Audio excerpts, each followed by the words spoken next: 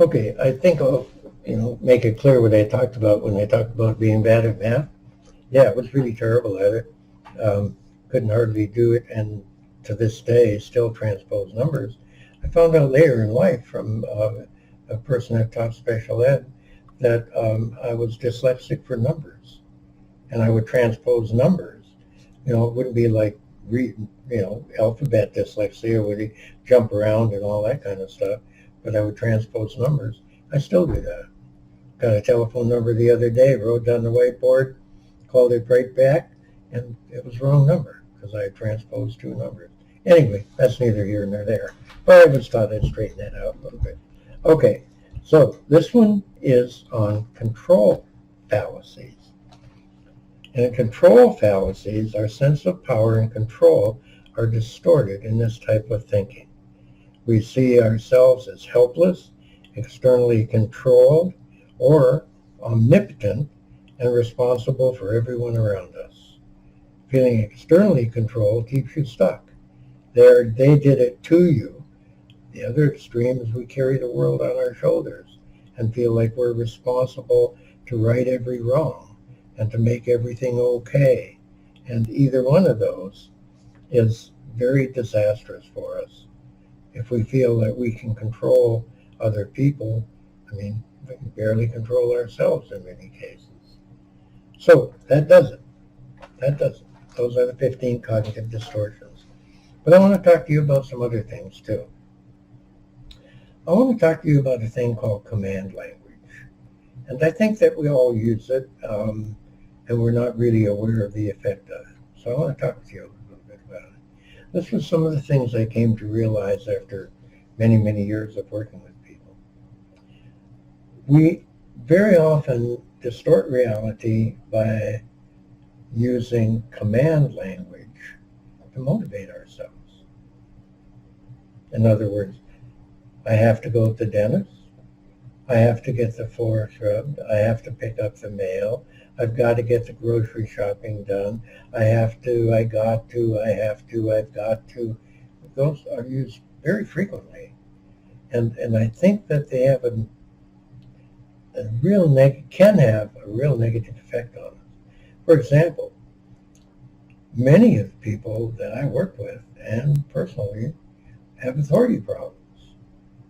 And I resist commands, whether they're external or internal. So I can say to myself, yeah, I've got to sweep the floor. Yeah, I have to get that done before Sean gets here. Yeah, I must get that taken care of. And what that does is it kind of creates resistance in me. And I was talking to another therapist about that, and they kind of laughed at me and said, let me do an experiment with you and see just how difficult your authority problems are. And so I said, okay. And he just looked at me, and then all of a sudden he said, don't blink. And immediately I blinked. It was just like, that fast. I was going to defy that order. And we kind of laughed about it a little bit. And he said, I'm going to try another one on you, see how it goes. You can try this on yourself if you want to. Here's the command. Don't swallow. And almost immediately you began to salivate. So anyway, the point is that I think that freedom is very important for us as human beings. We kill and die for freedom. Freedom is, what this country was all about, was freedom. So I think when we use command language on ourselves, we can beat ourselves up enough with it, that you've got to do this, and if you don't, blah, blah, blah. You can beat the hell out of ourselves with it.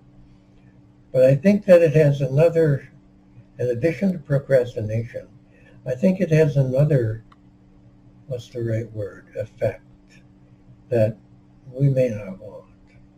So let me give you an example. And I'm not saying buy into this. I'm just saying think about it. You might come up with all kinds of disagreements with it, but we'll see. All right, let me give you another example. Let's say that it's your child's birthday coming up, and your thoughts are, oh God, I have to get the invitation sent out. I've got to remember to pick up a cake. Damn, I have to wrap the presents. I've got to put up some balloons. And you do all of those things. And what does that say about you? Nothing. Not much, other than you're a good little German that follows marching orders. And, so maybe I should have used just soldier. Sorry about that. There may be just some Germans watching it. Anyway, that you're a good little soldier and you follow orders. But let's say that you choose to do all those things. What does that say about you? All kinds of good things. That you're a thoughtful, loving parent, that you're considerate, that you're willing to put in an effort, all kinds of good things about you. Where if you force yourself with commands to do those things, I think that command language in that case robs us of something really important. It robs us of self-appreciation. Think about that. Now, self-appreciation isn't the same as self-esteem, that I feel all good about myself. I love myself. But just being able to recognize characteristics that are worthy of appreciation. So I think that command language does that to us. There's another thing that I didn't quite with too, especially if you've suffered abuse, is be real careful about that word, abuse. So let me tell you a story. So in New Mexico, I had this client, Carol, that I had worked with for some time. And she came in one day, and I could obviously tell she was pretty distraught. And she came in and threw her purse down and flopped down on the couch. And I said, okay, Carol, what the hell's going on? You seem a little pissed off here. And she said, Ray, that clerk at the drugstore abused me. And I thought, oh, man, because she had a lifetime of abuse. So I thought, oh, what do you do, grab her breast or, exhibit himself to her or something? And so I asked her, I said, geez, I'm sorry that happened to you. So what exactly happened? What did he do? And she said, I got some pictures developed there, and he brought them to me. I gave him the money, and he walked by and threw my change down on the counter and didn't say a word and walked right by. And I said, oh, you mean he was rude to you? No, he was abusive to me. All right, when we use those words, keep in mind the limbic system is listening to our thoughts.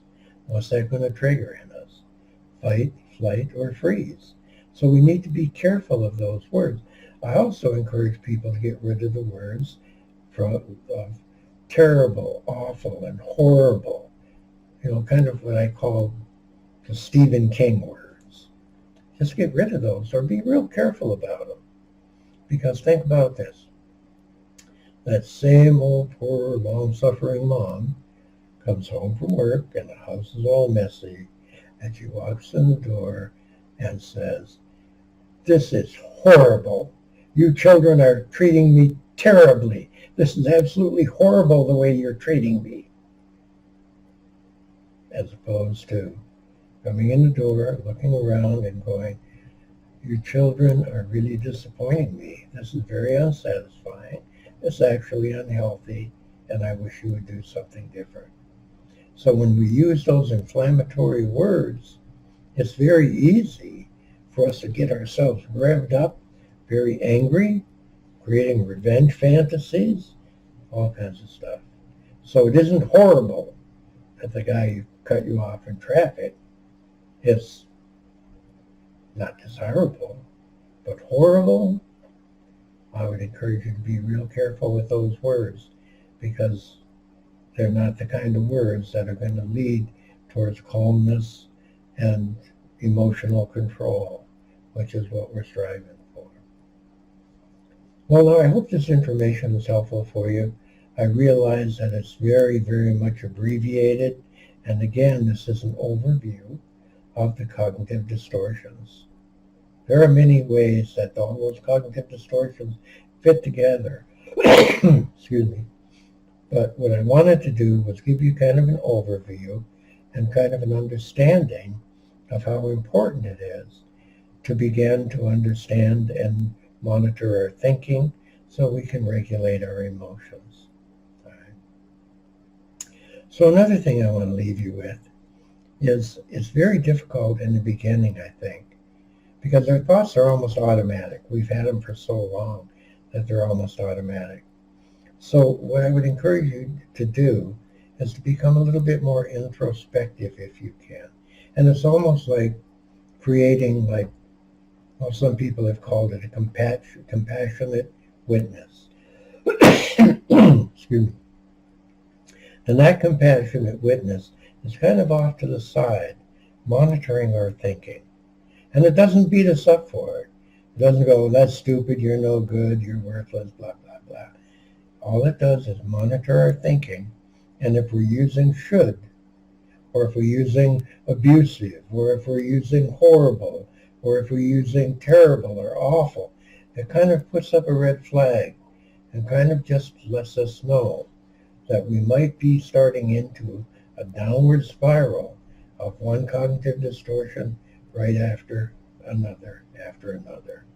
And it can lead us down into a pretty dark rabbit hole that may make it hard for us to get out of. So at any rate, I hope you'll find an interest in this type of material. Study it on your own. Work with it with a significant other if possible. And there's lots of books out about it, lots of other audio tapes and such. Now, what I might do is, if there's any interest in it, I might make another one of the series of these about post-traumatic stress disorder and about dissociative disorders. Because mostly what I did with the clients that I worked with was I was teaching them. I was teaching them about PTSD. I was teaching them about the management of PTSD, which is what this whole thing about cognitive distortions is about, is emotional management of the trauma. So what I might do, if there's a need expressed for it, is I'll cover some of the signs and symptoms that go along with chronic trauma and PTSD, and some further information on how to manage it. So in the meantime, thank you very much for your kind attention. I hope you found it interesting and at least gives you some idea that your thinking may be a little bit up. So long.